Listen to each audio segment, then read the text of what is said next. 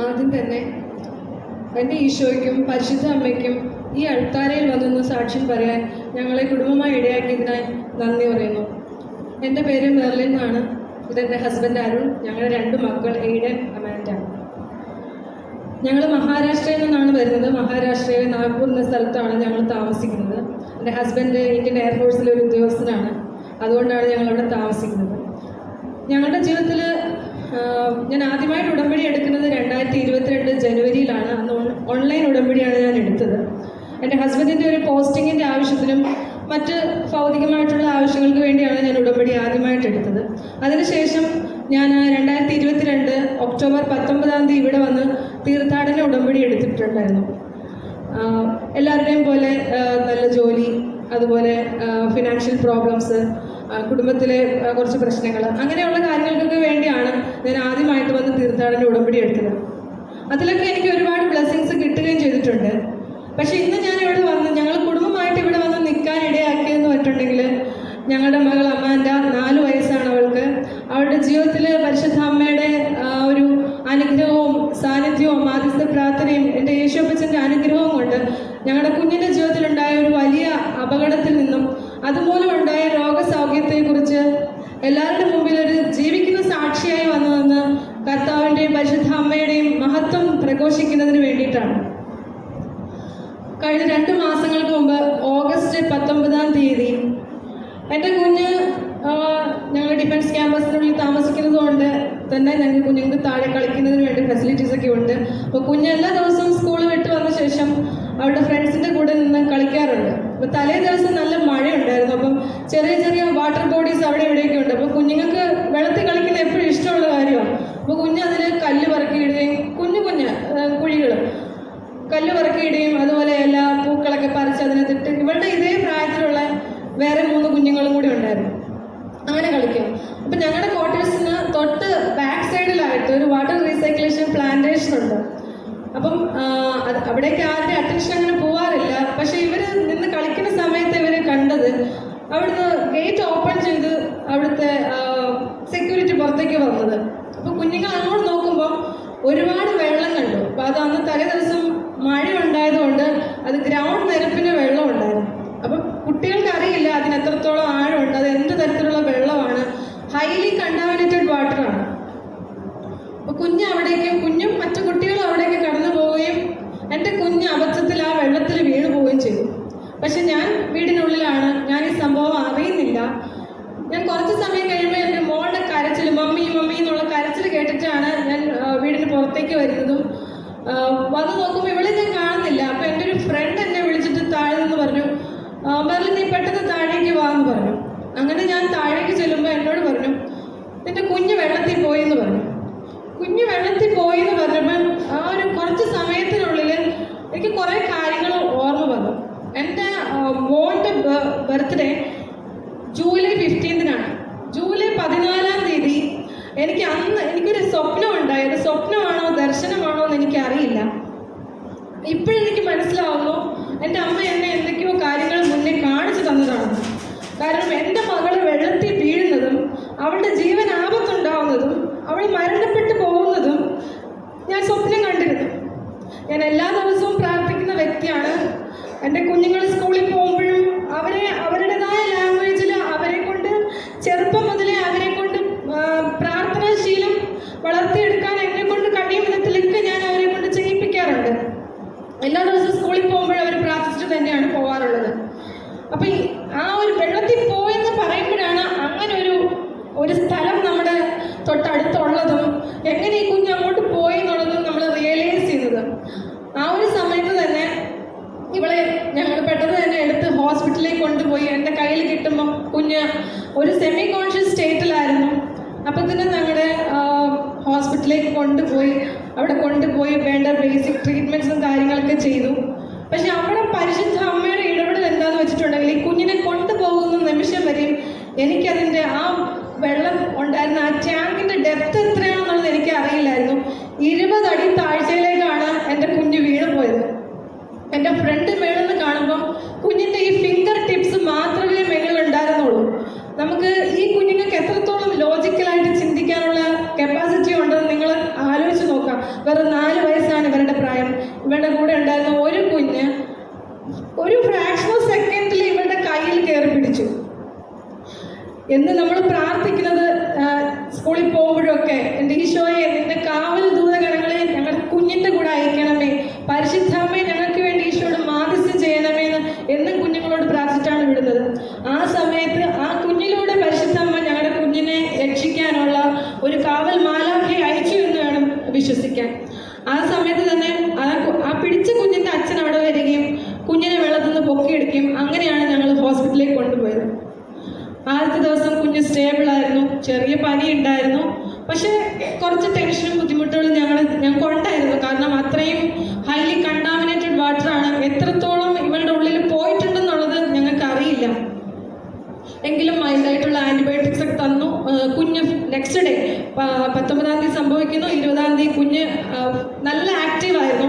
എങ്കിലും ഒരു ഒബ്സർവേഷൻ എന്നുള്ള രീതിയിൽ ഞാൻ സ്കൂളിൽ വിട്ടില്ല.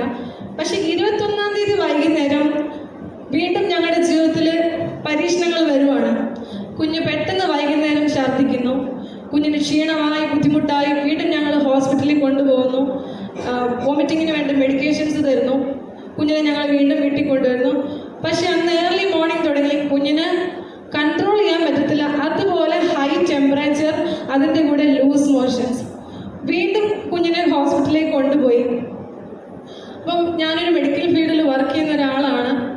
അതുകൊണ്ട് തന്നെ എനിക്ക് നമ്മൾ കൂടുതൽ കുറച്ച് കോൺഷ്യസ് ആയിരിക്കും കുഞ്ഞുങ്ങളുടെ കാര്യത്തിൽ. നമ്മൾ കുറച്ച് ഓവർ തിങ്ക് കൂടെ ചെയ്യും. ഇന്ന പോസിബിലിറ്റീസ് ഉണ്ടല്ലോ നമ്മൾ ആലോചിക്കും. അപ്പം എൻ്റെ കുഞ്ഞിൻ്റെ മോഷനിൽ എനിക്കൊരു ബ്ലഡ് സ്പോട്ട് ഐഡൻറ്റിഫൈ ചെയ്യാൻ പറ്റി. വളരെ വളരെ ഒരു എന്താ പറയുക, നമുക്ക് കണ്ണുകൊണ്ട് നോക്കി കാണാൻ പറ്റത്തില്ല. പക്ഷെ എനിക്കത് റെക്കഗ്നൈസ് ചെയ്യാൻ പറ്റി, അല്ലെങ്കിൽ എനിക്ക് എൻ്റെ അമ്മ അതോ കാണിച്ചു തന്നു എന്ന് ഞാൻ വിശ്വസിക്കുന്നു. കാരണം അത് ഞാൻ ഡോക്ടറോട് ഡിസ്കസ് ചെയ്തപ്പോൾ ഡോക്ടർ അടുത്തതായിട്ട്, കാരണം അപ്പോഴത്തേക്ക് കുഞ്ഞ് വീക്കായി തുടങ്ങി. അവിടെ നമുക്ക് പീഡിയാട്രിക് ICU ഇല്ല. അപ്പം തന്നെ ഡോക്ടർ ഓൾ ഇന്ത്യയിലെ തന്നെ വളരെ ഫേമസ് ആയ ഒരു മെഡിക്കൽ കോളേജിലേക്ക് ഞങ്ങളെ റെഫർ ചെയ്തു. അവിടെ ചെന്നു. ഞാനൊരു 10-15 ഡോക്ടേഴ്സിനോട് ഞാൻ ഇവരുടെ ഹിസ്റ്ററി റിപ്പീറ്റഡ് ആയിട്ട് പറഞ്ഞിട്ടുണ്ടാവും. പക്ഷേ കുഞ്ഞിൻ്റെ കണ്ടീഷൻ വേഴ്സ്റ്റ് ആവുന്നതല്ലാതെ ഒരു ട്രീറ്റ്മെൻറ്റും ഇല്ല. ഈ സമയത്തൊക്കെയും ഞങ്ങൾ ജപമാല ചൊല്ലിക്കൊണ്ടിരുന്നു, പ്രത്യക്ഷീകരണ പ്രാർത്ഥന ചൊല്ലിക്കൊണ്ടിരുന്നു, ഉടമ്പടി നേർച്ച വസ്തുക്കൾ, ഉടമ്പടി തൈലം കുഞ്ഞിൻ്റെ നെറ്റിയിൽ പൂശി പ്രാർത്ഥിച്ചു. അതുപോലെ ഉപ്പ്, അവൾ കോൺഷ്യസ് അല്ല, അവൾ കൺഫ്യൂസ്ഡ് സ്റ്റേറ്റ് ആയിരുന്നു, അവൾക്ക് ഓറിയൻറ്റേഷൻ കുറവായിരുന്നു. ഈ സമയത്തൊക്കെയും കുഞ്ഞിൻ്റെ വായിൽ ഞാൻ ഉപ്പ് തേച്ച് കൊടുത്തത്. അങ്ങനെ ഞങ്ങൾ ഹോസ്പിറ്റലിലെത്തി. ഒരു 6 മണിക്കൂറോളം ഞങ്ങൾ ആ ഒരു വലിയ ഹോസ്പിറ്റലിൽ സ്പെൻഡ് ചെയ്തു. പക്ഷെ അതിനുശേഷം അവർ കൈയൊഴിഞ്ഞു, നിങ്ങൾ വേറെ എവിടെയെങ്കിലും കൊണ്ടുപോക്കോ എന്ന് പറഞ്ഞു. ഒരു മെഡിക്കൽ എമർജൻസി ആയിട്ടുള്ള സിറ്റുവേഷൻ ആയിരുന്നു. ആ സമയത്ത് വീണ്ടും കുഞ്ഞിന് വയറ്റിൽ കൂടെ ബ്ലഡ് പോയി. ബ്ലഡ് സ്റ്റെയിൻസും ക്ലോട്ട്സ് ഒക്കെ ആയിട്ട് പോയി. ആ സമയത്ത് എനിക്ക് ഡൗട്ട്, ഞാൻ ക്ലീൻ ചെയ്യുന്ന സമയത്ത് എനിക്ക് ഡൗട്ട് തോന്നി, കുഞ്ഞിൻ്റെ വജേനെ കൂടെയും വരുന്നുണ്ട്. ഒരു പെൺകുഞ്ഞാണ്. ഞാൻ വെറുതെ അവളുടെ വയറൊന്ന് പ്രസ് ചെയ്ത സമയത്ത് വെള്ളം വരുന്നത് പോലെ കുഞ്ഞിൻ്റെ വയറിൽ നിന്ന് സെക്രീഷൻസ് വന്നുകൊണ്ടിരിക്കുകയാണ് വജൈനയിൽ കൂടെ. ഒരമ്മ എന്ന നിലയിലും അത് നമുക്ക് ചിന്തിക്കാവുന്നതിലപ്പുറമുള്ള കാര്യമാണ്. അപ്പോഴത്തേക്ക് എൻ്റെ കുഞ്ഞിൻ്റെ റെസ്പോൺസ് ഒക്കെ പോയി. വൈറ്റൽ സയൻസ് ഒക്കെ ഓക്കെയാണ്, സ്റ്റേബിളാണ്. പക്ഷെ കുഞ്ഞ് കംപ്ലീറ്റ്ലി ലെഥാർജിക്കായി, ഡ്രൗസി ആയി. പക്ഷെ പ്രത്യാശ, ഇമോഷണലി ഇംബാലൻസ് ആയി പാരൻസ് എന്ന നിലയിൽ. പക്ഷെ പ്രത്യാശ ഞങ്ങൾ കൈവിട്ടില്ല. ഞങ്ങൾ പ്രാർത്ഥിച്ചു. പ്രാർത്ഥന സഹായം ഒരുപാട് ആളുകളോട് ഞങ്ങൾ അപേക്ഷിച്ചു. ഞങ്ങളുടെ ഫാമിലിയിൽ എല്ലാവരും, ഓൾമോസ്റ്റ് എല്ലാവരും ഉടമ്പടി എടുത്തവരാണ്, പരിശുദ്ധ അമ്മയുടെ മാധ്യസ്ഥത്തിൽ വിശ്വസിക്കുന്നവരാണ്. ഞങ്ങളങ്ങനെ എല്ലാവരും വിളിച്ചു പറഞ്ഞു. കൃപാസനത്തിലും ഒരുപാട് ആൾക്കാർ വിളിച്ച് പ്രാർത്ഥന സഹായം ആവശ്യപ്പെട്ടു. അങ്ങനെ ഒരുപാട് ആൾക്കാരെ പ്രാർത്ഥന ലഭിച്ചു. ഇപ്പോഴും അവിടുന്ന് അടുത്തൊരു സ്റ്റേജ് എന്ന് പറഞ്ഞാൽ ഇനി വേറൊരു ഹോസ്പിറ്റലിലേക്ക് കൊണ്ടുപോകാന്നുള്ളതാണ്. അവിടുന്ന് വീണ്ടും ഞങ്ങൾ മറ്റൊരു ഹോസ്പിറ്റലിലേക്ക് കൊണ്ടുപോയി. അവിടെ എത്തിയപ്പോഴാണ് അറിയുന്നത് അവിടെ പീഡിയാട്രിക് ICU ഇല്ല. അപ്പോഴത്തേക്ക് തന്നെ സമയം ഒരുപാട് അതിക്രമിച്ചു. ഇതിൻ്റെ ഇടയിൽ ഞാൻ പറയാനൊരു കാര്യം വിട്ടുപോയി. ഞങ്ങൾ ഹോസ്പിറ്റലിലേക്ക് പോകുന്നതിന് മുന്നേ കുഞ്ഞിനെ ഞാൻ തോളിലെടുത്ത് എൻ്റെ വീടിൻ്റെ ഹാളിൻ്റെ പ്രാർത്ഥനാ റൂമിൽ വെച്ചിരിക്കുന്ന എൻ്റെ ഈശോയുടെയും പരിശുദ്ധ അമ്മയുടെയും ഫോട്ടോയിലേക്ക് നോക്കിയിട്ട് ഞാൻ പറഞ്ഞു, എനിക്ക് ദർശനവും സ്വപ്നമൊക്കെ കിട്ടി. പക്ഷെ അത് ശരി തന്നെ, ഞാൻ പോയിട്ട് തിരിച്ചു വരുമ്പം ഈ കുഞ്ഞ് എങ്ങനെ ഇരുന്നോ അതിനേക്കാളും എനർജി ആയിട്ട് എൻ്റെ കുഞ്ഞിനെ എനിക്ക് തിരിച്ചു തരണം. എൻ്റെ ഈശോയെ, എൻ്റെ അമ്മ മാതാവേ, ഇത് പറഞ്ഞിട്ട് ഞാൻ പോയി, വേറെ ഒന്നും ഞാൻ പ്രാർത്ഥിച്ചില്ല, ഇത്രയും മാത്രമേ ഞാൻ പറഞ്ഞുള്ളൂ. അങ്ങനെ ഞങ്ങൾ ആ ഹോസ്പിറ്റലിൽ എത്തിയപ്പോഴത്തേക്ക് അവിടെ പീഡിയാട്രിക് ICU ഇല്ല എന്നൊരു ഡോക്ടർ പറയുന്നു. അപ്പം ഞങ്ങൾ ഇനി എന്ത് ചെയ്യും? ഞങ്ങൾ പരസ്പരം മലയാളത്തിൽ സംസാരിക്കുന്ന കേട്ടപ്പോൾ ഒരു നേഴ്സ് മലയാളിയാണോ മറ്റൊരു ഹോസ്പിറ്റലിലേക്ക് ഞങ്ങൾക്ക് സജസ്റ്റ് ചെയ്ത് തന്നു. അവിടെ കൊണ്ടുപോയി ഉടനെ തന്നെ എമർജൻസി ICUയിലേക്ക് കുഞ്ഞിനെ ഷിഫ്റ്റ് ചെയ്യുകയും ചെയ്തു. ഈ സമയത്തൊക്കെയും കുഞ്ഞിൻ്റെ വജനെ കൂടിയും അതുപോലെ മോഷനിൽ കൂടിയും ബ്ലഡും മറ്റുള്ള സെക്രീഷൻസും ഒക്കെ വരുന്നുണ്ടായിരുന്നു. ഞങ്ങൾക്ക് 24 മണിക്കൂറാണ് ഡോക്ടർ ഒരു ഒപ്പീനിയൻ അല്ലെങ്കിൽ ഒരു മെഡിക്കൽ റിപ്പോർട്ട് നിങ്ങൾക്ക് തരാമെന്ന് പറഞ്ഞൊരു സമയം 24 മണിക്കൂറാണ്. അപ്പം ഞങ്ങളെ സംബന്ധിച്ചിടത്തോളം 24 മണിക്കൂർ എന്ന് പറയുന്നത് 24 വർഷം പോലെ ആയിരിക്കും. കാരണം നമുക്കറിയില്ല കുഞ്ഞ് ICUയിലാണ്, അവളുടെ സ്റ്റേജ് എന്താണ്, ജനിച്ച അന്ന് തുടങ്ങി ഈ സമയം വരെ എന്നെ വിട്ടു പിരിഞ്ഞ ഒരു മണിക്കൂർ പോലും സ്കൂളിൽ പോകുന്ന ടൈം അല്ലാതെ ഇരിക്കാത്തൊരു കുട്ടിയാണ്. എങ്ങനെ ആയിരിക്കും എന്ന് അറിയില്ല. ആ സമയത്തൊക്കെ ചിന്തിച്ചു, എൻ്റെ ഈശോയെ കുറിച്ച് ചർച്ചപ്പം എൻ്റെ അമ്മമാതാവ് എത്രത്തോളം വിഷമം അനുഭവിച്ചാണ്. ആ വിഷമങ്ങൾ എൻ്റെ ജീവിതത്തിലെ സഹനമായിട്ട് ഞാൻ എടുക്കുകയാണ്. എൻ്റെ ഈശോയുടെ കുരിശുമരത്തോട് ചേർത്ത് വെച്ച് ആ സഹനം ഏറ്റെടുത്ത് വെച്ച് പ്രാർത്ഥിച്ചുകൊണ്ടേയിരുന്നു.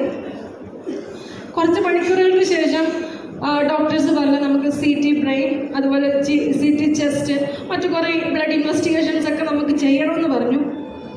അങ്ങനെ കുഞ്ഞിനെ സ്കാനിങ്ങിനായിട്ട് ഞങ്ങൾ കൊണ്ടുപോയി. സ്കാനിങ് റൂമിൽ കൊണ്ടു ചെന്നപ്പോഴും ഈ ഉടമ്പടി വസ്തുക്കൾ ഹസ്ബൻഡാണ് കൂടെ നിന്നത്. പക്ഷെ അതിന് മുന്നേ ഞാൻ കുഞ്ഞിനെ ഒന്ന് സ്റ്റേബിൾ ആക്കാൻ വേണ്ടി അതിനകത്ത് കയറി. കാരണം ആംബുലൻസിൽ കൊണ്ടുപോകുമ്പം എമർജൻസി എക്യുപ്മെൻറ്റ്സ് ആയിട്ടാണ് കുഞ്ഞിനെ ആംബുലൻസിൽ കൊണ്ടുപോകുന്നത്. ആ സമയത്ത് കുഞ്ഞിൻ്റെ തല മുതൽ ഉള്ളംകാല് വരെയും എൻ്റെ ഈശോയെ നിൻ്റെ ആണിപ്പാടുള്ള കരം തൊട്ട് പ്രാർത്ഥിക്കണമേ, പരിശുദ്ധ അമ്മേ നീ കൂടെ നിന്ന് ഈ സ്കാനിങ് റൂമിൽ നീ കൂടെ നിന്ന് എൻ്റെ കുഞ്ഞിൻ്റെ റിപ്പോർട്ട്സ് നീ നോർമലാക്കി തരാൻ വേണ്ടി ഈശോയോട് പ്രാർത്ഥിക്കണമേ എന്ന് പ്രാർത്ഥിച്ചുകൊണ്ടേയിരുന്നു. ഉടമ്പടി തൈലം തൊട്ടും അതുപോലെ ഉടമ്പടി ഉപ്പ് ആ സ്ഥലങ്ങളിൽ വെതറിയും പ്രാർത്ഥിച്ചുകൊണ്ടേയിരുന്നു. ഞാൻ പുറത്തിരുന്നു പ്രാർത്ഥിച്ചു. എൻ്റെ ജീവിതത്തിൽ ഞാൻ ഇത്രയും ജപമാല ഞാൻ ചൊല്ലിയിട്ടില്ല, എൻ്റെ ജീവിതത്തിൽ ഞാൻ ഇത്രയും പ്രത്യക്ഷീകരണ പ്രാർത്ഥന ഞാൻ ചൊല്ലിയിട്ടില്ല. അതുപോലെ ഞങ്ങൾ പ്രാർത്ഥിച്ചു. തിരിച്ച് കുഞ്ഞിനെ ICUയിലേക്ക് കൊണ്ടുപോയി. ഇപ്പം എൻ്റെ ഹസ്ബൻഡ്, ഞാൻ കാത്തലിക്കാണ്, പക്ഷേ ഹസ്ബൻഡ് നോൺ കാത്തലിക്കാണ്. എൻ്റെ കൂടെ ഞാനിപ്പം വന്ന് പുതുക്കിയത് 5ാമത്തെ ഉടമ്പടിയാണ്. പക്ഷേ എൻ്റെ 4ാമത്തെ ഉടമ്പടി ഞാൻ പുതുക്കുമ്പോൾ എനിക്ക് സത്യം പറഞ്ഞു കഴിഞ്ഞാൽ 4ാമത്തെ ഉടമ്പടിയിൽ എനിക്ക് വേറെ പ്രത്യേകിച്ച് കാര്യങ്ങളൊന്നുമില്ല. പക്ഷേ എൻ്റെ കൂടെ ഒരു ഉടമ്പടി നിയോഗം എന്ന് പറയുന്നത് എൻ്റെ കുടുംബാംഗങ്ങളുടെ ആരോഗ്യവും ആയുസ്സിനും വേണ്ടിയായിരുന്നു. എന്നെക്കൊണ്ട് മാതാവ് നിർബന്ധിച്ച് എഴുതിപ്പിച്ചതായിരിക്കുമെന്ന് ഞാൻ വിശ്വസിക്കുന്നു. കാരണം ആ ഒരു നിയോഗം എൻ്റെ മാതാവ് ഏറ്റെടുത്തത് കൊണ്ടാണ് എൻ്റെ കുഞ്ഞിൻ്റെ ജീവിതത്തിൽ ഇത് വന്നെങ്കിലും ഇന്ന് ഈ കുഞ്ഞുമായിട്ട് ഈ സ്റ്റേജിൽ വന്നു നിന്ന് ഈ ആൾക്കാരെ വന്നിന്ന് സാക്ഷ്യം പറയാൻ ഇടയാക്കിയത്. ഞാൻ ഓൾറെഡി പറഞ്ഞു, എൻ്റെ ഹസ്ബൻഡ് നോൺ കാത്തലിക്കാണ്. അപ്പം ICUയിൽ കിടക്കുന്ന സമയത്ത് ഞാൻ അമ്മ മാതാവിനോട് ചോദിച്ചു, എനിക്കൊരു അടയാളം തരണമേ എന്ന് പറഞ്ഞു. എൻ്റെ അമ്മ മാതാവ് എനിക്ക് സുഗന്ധാഭിഷേകം തന്നു. അതുപോലെ ഞാൻ ഹസ്ബൻഡിനോട് ചോദിച്ചു, ഹസ്ബൻഡിനോട് ഞാൻ പറഞ്ഞു എനിക്ക് അറിഞ്ഞൂടെ എൻ്റെ കൂടെ ഇത്രയും ഉടമ്പടി 4 വർഷക്കാലമായി ഉടമ്പടിയിലുണ്ട്, പക്ഷെ ഞാൻ ഒരിക്കലും അദ്ദേഹത്തെ നിർബന്ധിച്ചിട്ടില്ല എൻ്റെ കൂടെ പ്രത്യക്ഷീകരണ പ്രാർത്ഥന ചൊല്ലണമെന്നോ അല്ലെങ്കിൽ മാതാവിനെ വിശ്വസിക്കണമെന്നോ ഞാൻ നിർബന്ധിച്ചിട്ടില്ല. പക്ഷെ വിശ്വാസമുണ്ട്, അതെനിക്കറിയാം. പക്ഷെ എൻ്റെ കൂടെ ഇരുന്ന് അങ്ങനെ പ്രാർത്ഥിക്കില്ല പ്രത്യക്ഷീകരണം. ബാക്കി എല്ലാ പ്രാർത്ഥനയിലും പുള്ളി ആക്റ്റീവാണ്. പുള്ളി എവിടെയെങ്കിലും പോകുമ്പോഴൊക്കെ ആണെങ്കിലും ഞാൻ ഉടമ്പടി തൈലം തേച്ച് കൊടുക്കും. അതുപോലെ പുള്ളിയുടെ പ്രൊമോഷൻ എക്സാംസിനൊക്കെ വേണ്ടി പ്രാർത്ഥിച്ചു. അതിലൊക്കെ അദ്ദേഹം പാസ്സാവുകയും ചെയ്തു. അപ്പോൾ അന്ന് ഞാൻ ICUവിൻ്റെ ഫ്രണ്ടിലിരുന്ന് ഞാൻ ചോദിച്ചു, എൻ്റെ കൂടെ വന്ന് സാക്ഷ്യം പറയുമോ നമ്മുടെ കുഞ്ഞിന് സൗഖ്യം കിട്ടിയാൽ? അപ്പോൾ എന്നോട് പറഞ്ഞു, പിന്നെ തീർച്ചയായിട്ടും പറയും. എൻ്റെ ജീവിതത്തിൽ അന്ന് എൻ്റെ ഹസ്ബൻഡ് ICUവിൻ്റെ ഫ്രണ്ടിൽ ഞങ്ങൾ മുട്ടുകൊത്തി ഇരുന്ന് ഞങ്ങൾ പ്രത്യക്ഷീകരണ പ്രാർത്ഥന ഞങ്ങൾ ഒരുമിച്ച് കൈ കോർത്ത് പിടിച്ച് ഞങ്ങൾ ഇരുന്ന് പ്രത്യക്ഷീകരണ പ്രാർത്ഥന ഞങ്ങൾ ചൊല്ലി. 24 മണിക്കൂർ പറഞ്ഞ ഡോക്ടേഴ്സ് പിറ്റേ ദിവസം 12 മണിക്കൂർ ആകുമ്പോഴത്തേക്ക് പറഞ്ഞു, നിങ്ങളുടെ കുഞ്ഞിൻ്റെ ക്രിട്ടിക്കൽ സ്റ്റേജ് നിങ്ങൾ ഓവർകം ചെയ്ത് കഴിഞ്ഞു, നിങ്ങൾ ഇനി ഭയപ്പെടേണ്ടതില്ല. പിന്നുള്ളത് റിപ്പോർട്ട്സാണ്. വീണ്ടും ഞങ്ങൾ പ്രാർത്ഥനയിലായി. അതുപോലും ഈ 24 മണിക്കൂർ എടുത്തില്ല. പരിശുദ്ധ അമ്മയുടെയും എൻ്റെ ഈശോയുടെ ഇടപെടൽ മൂലം എൻ്റെ കുഞ്ഞിനുള്ള സ്കാനിങ് റിപ്പോർട്ട്സ് കംപ്ലീറ്റ്ലി നോർമലായി. പിന്നെയുള്ളത് ബ്ലഡ് റിപ്പോർട്ടാണ്. കുഞ്ഞിന് ബിലിറൂബിൻ്റെ കൗണ്ട് കൂടുതലാണ്, അതുപോലെ CRP അറിയാം. അതിനിടയിൽ ഞാൻ പറയാൻ വിട്ടുപോയി, കുഞ്ഞിൻ്റെ ഡയഗ്നോസിസ് എന്ന് പറയുന്നത് സെപ്റ്റിസീമിയാണ്. ഫുൾ ബോഡി ബ്ലഡ് എല്ലാം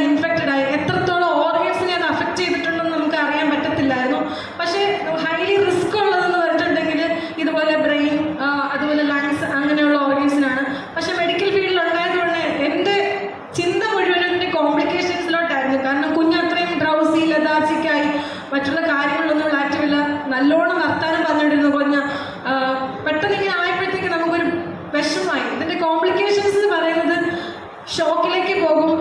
ഏറ്റവും എന്തെന്ന് പറയുന്നത് ഡെത്താണ്. അപ്പം അതിനൊന്നും ഇടപെടുത്തില്ല. എൻ്റെ കുഞ്ഞിൻ്റെ ട്രീറ്റ്മെൻറ്റ്സ് റിക്കവറി എന്ന് പറയുന്നത് പൈസയിൽ കയറ്റി നിർഷം എത്ര ദിവസം ആൻറ്റിബയോട്ടിക് എടുത്താൽ പോലും നിങ്ങൾക്കറിയാം മെഡിക്കൽ ഫീൽഡിലുള്ളവർക്ക് എത്രത്തോളം ടൈം എടുക്കും അതിൻ്റെ ഒരു ഇൻറ്റൻസിറ്റി കുറഞ്ഞു വരാൻ. പക്ഷെ 4 ദിവസം കൊണ്ട് എൻ്റെ കുഞ്ഞിനെ കംപ്ലീറ്റ് ആയിട്ട് എൻ്റെ കുഞ്ഞിൻ്റെ ബ്ലഡ് വാല്യൂസ് അതുപോലെ അവളുടെ റിപ്പോർട്ട്സ് എല്ലാം നോർമലാക്കി തന്നു. അപ്പോൾ എല്ലാവരും പറഞ്ഞു, ഞങ്ങൾ ഉൾപ്പെടെ അത് വിശ്വസിക്കുന്നത് പറഞ്ഞാൽ ഇത് ജോസഫ് അച്ഛൻ എപ്പോഴും പറയും പോലെ നമ്മുടെ ക്രെഡിറ്റോ നമ്മുടെ മെറിറ്റോ ഒന്നുമല്ല, ഇതെന്താ ദൈവത്തിൻ്റെ ഗ്രേസാണ്, എൻ്റെ ഈശോയുടെ ഗ്രേസ്. അപ്പം എല്ലാവരും ഇവിടെ വിളിക്കും മിറാക്കിൾ ഗേൾ, അതുപോലെ ലക്കി ഗേൾ എന്ന് പറയും. കാരണം 2 ഇൻസിഡൻസ് നിന്നാണ് എൻ്റെ കുഞ്ഞ് ജീവിതത്തിലേക്ക് വന്നത്. ഒന്ന് 20 അടി താഴ്ചയിലെ വെള്ളത്തിലേക്ക് പോയി. അതുപോലെ തന്നെ ഇത്രയും സിവിയർ ആയിട്ടൊരു കണ്ടീഷനിൽ നിന്ന് എൻ്റെ കുഞ്ഞ് റിക്കവറായിട്ട്, അതും ഫാസ്റ്റ് റിക്കവറായിട്ട്, വളരെ വേഗത്തിലുള്ള റിക്കവറായിട്ട് വന്നു എന്നുള്ളതാണ് ഏറ്റവും വലിയ മിറാക്കിൾ. അത് എൻ്റെ പരിശുദ്ധ അമ്മയുടെ മാധ്യസ്ഥവും എൻ്റെ യേശുപ്പച്ചൻ്റെ കൃപയും അനുഗ്രഹവും ഒന്നുകൊണ്ട് മാത്രമാണ്. അത് ഞങ്ങൾ അത് ഞങ്ങൾക്ക് പറയാൻ വേണ്ടിയിട്ട് ഞങ്ങൾ എത്രത്തോളം ആഗ്രഹിച്ചിരുന്ന ഈ ഒരു സമൂഹത്തിൻ്റെ മുന്നിൽ ഞങ്ങളുടെ കുഞ്ഞിന് കിട്ടിയ സൗഖ്യം ഞങ്ങൾക്ക് പറയണം. അതുപോലെ തന്നെ ICUവിൽ കിടക്കുന്ന സമയത്ത് ഞാൻ ഓൾറെഡി പറഞ്ഞു, ഞാൻ ഉടമ്പടി നേർച്ച വസ്തുക്കൾ ഞാൻ ഉപയോഗിച്ചിരുന്നു.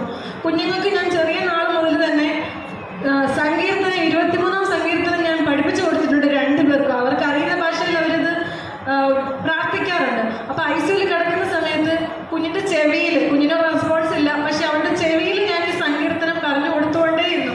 എപ്പോൾ എനിക്ക് കാണാൻ ഓപ്പർച്യൂണിറ്റി കിട്ടുന്നു അപ്പോഴൊക്കെ ഞാൻ നേർച്ച വസ്തുക്കൾ ഉടമ്പടി വസ്തുക്കൾ ഉപയോഗിക്കുകയും സങ്കീർത്തനം 23 ഞാൻ അവളുടെ ചെവിയിൽ പറഞ്ഞു കൊടുത്തുകൊണ്ടിരുന്നു. അതുപോലെ തന്നെ ഞാൻ അവളോട് പറയും, അവളത് കേൾക്കുന്നുണ്ടായിരുന്നോ എന്ന് എനിക്കറിയില്ല, എങ്കിലും ഞാൻ അവളോട് പറയും, മാർക്കോസിന്റെ സുവിശേഷം 41-ാം അധ്യായത്തിൽ 5-ാം അധ്യായത്തിൽ 41-ാം വാക്യമുണ്ട്. അതായത് ഒരു മരിച്ച ബാലികയെ നമ്മുടെ യേശുപ്പച്ചൻ ഉയർത്തെഴുന്നേൽപ്പിക്കുന്നതായിട്ട്. അപ്പം അതുപോലെ തന്നെ ആ ഒരു ലെസൺ നമുക്ക് ഒരുപാട് യേശുപ്പച്ചൻ്റെ മിറാക്കിൾസ്, രോഗസൗഖ്യങ്ങൾ നമുക്ക് പഠിക്കാൻ പറ്റും. ചെകിടന് കേൾവി കൊടുത്തവനും കുരുടന് കാഴ്ച കൊടുത്തവനും മരിച്ചവനും ഉയർപ്പിച്ചവനുമാണ്. അപ്പം അങ്ങനെയുള്ള ഒരു ദൈവത്തെ ഞാൻ എന്തിനാ വിശ്വസിക്കണം? പിന്നെ എല്ലാറ്റിനും ഉപരിയായി പരിശുദ്ധ അമ്മയുടെ മാധ്യസ്ഥ എപ്പോഴും കൂടെയുണ്ട്. ഞാൻ ആ ICUവിൻ്റെ ഫ്രണ്ടിൽ നിന്ന് പ്രാർത്ഥിക്കുന്ന സമയത്ത് എനിക്ക് സുഗന്ധാഭിഷേകം ഉണ്ടായിട്ടുണ്ട്. അപ്പം തന്നെ എനിക്ക് മനസ്സിലായി എൻ്റെ കൂടെ ഉണ്ട് അമ്മ, എന്നെ കൈവിടത്തില്ല എന്നുള്ള വിശ്വാസം എനിക്ക് പൂർണ്ണമായുണ്ട്. ഇപ്പം ഈ സാക്ഷ്യം പറയാൻ വേണ്ടിയിട്ടാണ് ഞങ്ങൾ നാഗ്പൂരിൽ നിന്ന് നാട്ടിലേക്ക് വന്നത്. അതോടൊപ്പം അഖണ്ഡ ജപമാല റാലിയിലും പങ്കെടുക്കണമെന്നുള്ള ആഗ്രഹം കൊണ്ടാണ് ഞങ്ങൾ നാട്ടിലേക്ക് വന്നത്. ഇതുപോലെ തന്നെ ചെറുതും വലുതുമായിട്ടുള്ള ഈ സമയങ്ങളിലൊക്കെ ഞങ്ങൾ ഓൺലൈനിലായിട്ട് പ്രേക്ഷിത പ്രവർത്തനം എന്ന് പറഞ്ഞിട്ടുണ്ടെങ്കിൽ ഞങ്ങൾ 4 പേരും പോയിട്ട് ഞങ്ങൾ ഇവിടുന്ന് ഹിന്ദി, ഇംഗ്ലീഷ്, മലയാളം പത്രങ്ങൾ വാങ്ങിക്കൊണ്ട് പോകും. അവിടെയുള്ള പാർക്കിലും അതുപോലെ ചർച്ചുകളിലും നമുക്കറിയുന്ന ആളുകൾക്കും അതുപോലെ ക്രിസ്ത്യൻസിൻ്റെ ഇടയിൽ മാത്രമല്ല നമുക്ക് പ്രേക്ഷിത പ്രവർത്തനം ചെയ്യാനുള്ള അവസരം നമുക്ക് ദൈവം ഒരുക്കി തന്നിട്ടുണ്ട്. അതുപോലെ തന്നെ നമ്മുടെ സ്ട്രീറ്റിൽ നമ്മുടെ നാട്ടിലധികം കാണാൻ പറ്റില്ല, പക്ഷെ അവിടേക്ക് നമുക്ക് ഒത്തിരി ആളുകൾ അവരുടെ ബേസിക് നീഡ്സ് ഇല്ലാതെയുള്ള ആളുകളെ നമുക്ക് കാണാൻ പറ്റും. ഭക്ഷണം, അതുപോലെ ഷെൽട്ടർ, വസ്ത്രം, ഇതൊന്നും ഇല്ലാത്ത ആളുകളെ കാണാൻ പറ്റും. ഞങ്ങൾ കുടുംബമായിട്ട് പോയിട്ട് അവർക്ക് വേണ്ട ആഹാരവും മറ്റുള്ള കാര്യങ്ങളും ഞങ്ങൾ ഒരുക്കി കൊടുക്കാറുണ്ട്. ഇത് ഓൺലൈനിലൊക്കെ കാണുന്ന അർഹതപ്പെട്ട ആൾക്കാർക്ക് വേണ്ടുന്ന സാമ്പത്തിക സഹായവും ഞങ്ങൾ ചെയ്തു കൊടുക്കാറുണ്ട്. ദൈവം ഞങ്ങളെ ഒരുപാട് ഞങ്ങളുടെ ജീവിതത്തിൽ ഞങ്ങൾക്ക് ബ്ലെസ്സിങ്സ് തന്നിട്ടുണ്ട്.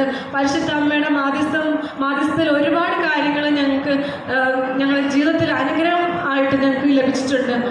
പ്രത്യേകിച്ച് ഞങ്ങൾക്കൊരു ഫിനാൻഷ്യൽ പ്രോബ്ലംസ് ഉണ്ടായിരുന്നു. ഞങ്ങളെ വിശ്വസിച്ച് ഒരാൾക്ക് പൈസ കൊടുത്തിട്ട് നമുക്കതിലൊരു ചീറ്റിംഗ് നമ്മുടെ ലൈഫിൽ ഉണ്ടായിട്ടുണ്ട്. അപ്പം ഞങ്ങൾ ഒരുപാട് മാനസികമായിട്ട് തകർന്നു പോയിട്ടുണ്ടായിരുന്നു. ആ സമയങ്ങളിലൊക്കെയും ഞങ്ങളുടെ വിഷമം കണ്ട് ഞങ്ങളെ മറ്റുള്ള ആൾക്കാർ സഹായിക്കാനുള്ള സാഹചര്യം ഉണ്ടായിട്ടുണ്ട്. അതുപോലെ എൻ്റെ ആദ്യ കാലഘട്ടത്തിൽ നിയോഗങ്ങളുണ്ടായിരുന്നു. എൻ്റെ ബ്രദറും ഞാനും തമ്മിലൊരു ഒരകൽച്ച ഉണ്ടായിരുന്നു. പക്ഷേ ഇപ്പം ഞങ്ങൾ എല്ലാവരും വളരെയധികം സന്തോഷത്തിലാണ്. പരിശുദ്ധ അമ്മയുടെ മാധ്യസ്ഥത്തിൽ ഒരുപാട് അനുഗ്രഹങ്ങൾ ഞങ്ങളുടെ ജീവിതത്തിൽ തന്നു. എന്നും ഈ ഉടമ്പടിയുടെ ഒരു സാക്ഷിയായിരിക്കും. എൻ്റെ കുഞ്ഞിൻ്റെ ജീവിതത്തിൽ ലഭിച്ച എല്ലാ അനുഗ്രഹങ്ങൾക്കും, ഞങ്ങളുടെ ജീവിതത്തിൽ ലഭിച്ച എല്ലാ അനുഗ്രഹങ്ങൾക്കും എൻ്റെ ഈശോയുടെയും പരിശുദ്ധ അമ്മയുടെയും മുന്നിൽ ഒരിക്കൽ കൂടെ നന്ദി പറഞ്ഞുകൊണ്ട് ഞങ്ങളുടെ സാക്ഷ്യം ഞങ്ങൾ നിർത്തുന്നു. നിങ്ങളുടെ ഓരോരുത്തരുടെയും നിയമങ്ങളിൽ ദൈവം നിങ്ങളെ സമൃദ്ധമായി അനുഗ്രഹിക്കട്ടെ എന്ന് പ്രാർത്ഥിക്കുകയും ചെയ്യുന്നു. നന്ദി.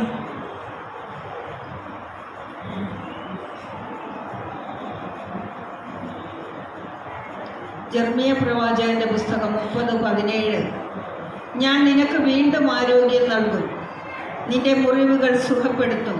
കർത്താവ് അരുളി ചെയ്യുന്നു, അവർ നിന്നെ ഭ്രഷ്ട എന്നും ആരും തിരിഞ്ഞു നോക്കാത്ത സിയോൻ എന്നും വിളിച്ചുവല്ലോ. യേശുവിൽ പ്രിയമുള്ളവരെ, മെർലിൻ തോമസിൻ്റെ സാക്ഷ്യമാണ് നമ്മൾ കേട്ടത്. അവർ മഹാരാഷ്ട്രയിൽ നിന്ന് ഇവിടെ വന്നത് അമ്മയെടുത്ത് വന്ന് അമ്മ കൊടുത്ത സാക്ഷ്യം പറയണം.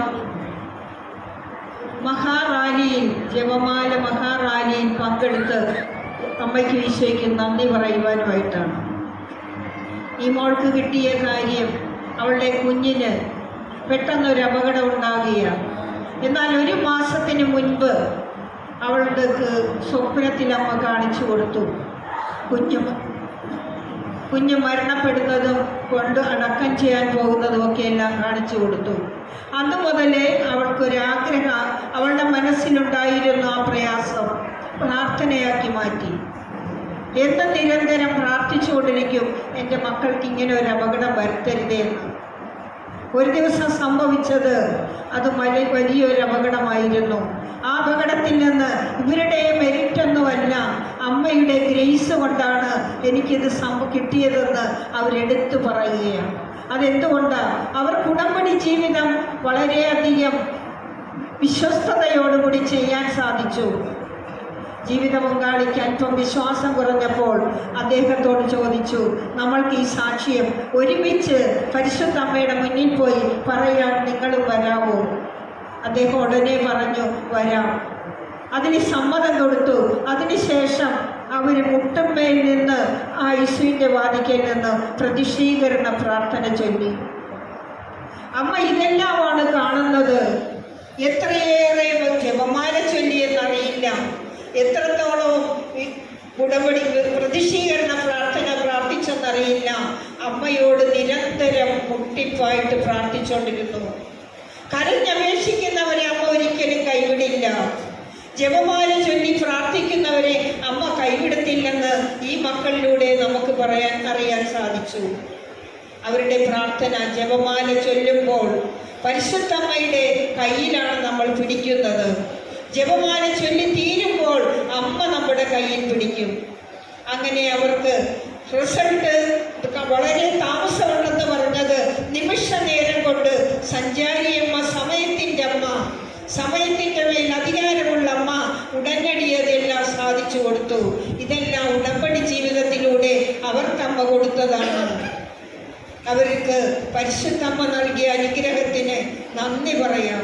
നമുക്ക് മനുഷ്യകരങ്ങളിലല്ല, കർത്തകരങ്ങളിലാണ് നമ്മെ തന്നെ അർപ്പിക്കണം.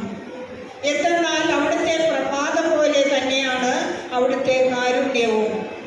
പരിശുദ്ധമ്മയും ഈശോയും ഈ മക്കൾക്ക് നൽകിയ വൻ കൃപകൾക്ക് പരിശുദ്ധമ്മ വഴി ഈശോയ്ക്ക് കോടാനുകോടി നന്ദി പറഞ്ഞ് കരങ്ങളടിച്ച് നമുക്ക് ഈശോയ്ക്ക് നന്ദി വർദ്ധിക്കാം.